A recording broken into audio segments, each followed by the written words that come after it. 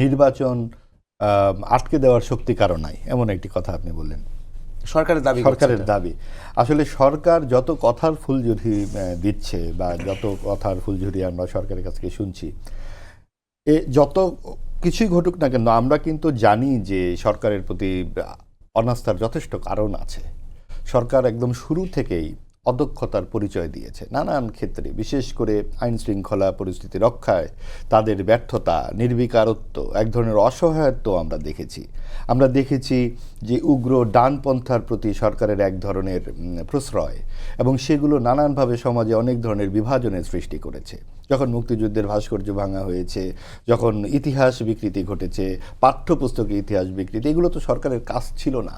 সরকার যদি নৈর্ব্যক্তিক থাকতো যে এগুলা যারা রাজনৈতিক সরকার আসবে তখন নানানভাবে আলোচনা বিতর্ক হতে পারে, তাদের এই বিতর্কে যাবার দরকারটা কী ছিল?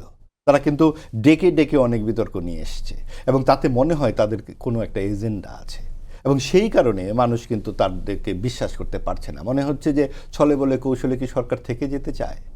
কারণ নির্বাচন যদি না হয় সবচেয়ে লাভ হবে কিন্তু সরকারেরই, কারণ সরকার অনির্বাচিত সরকার, তারা মুফতে দায়িত্বে এসে গেছে বা ক্ষমতায় এসে গেছে, তাদের কেউই কিন্তু এই গণঅভ্যুত্থানে অংশগ্রহণ করেনি, অধিকাংশ বিদেশে ছিলেন।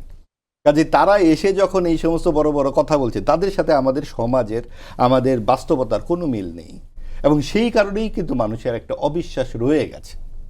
তারপরেও যেহেতু তারা প্রত্যেকেই একাডেমিশিয়ান এবং এক ধরনের গবেষণার সঙ্গে অনেকেই জড়িত ছিল, যথেষ্ট বয়স হয়েছে তাদের প্রতি এক ধরনের শ্রদ্ধা মিশ্রিত এক ধরনের প্রত্যাশাও তো মানুষের আছে ওই থেকে, যেই যত কিছুই ঘটুক না কেন নির্বাচন হয়ে যাবে। যেমনটি আফজাল ভাই বললেন যে যাই হোক নির্বাচন হবে, কারণ নির্বাচন না হলে তো সরকার যদি থেকেও যেতে চায় কতদিন থাকবে?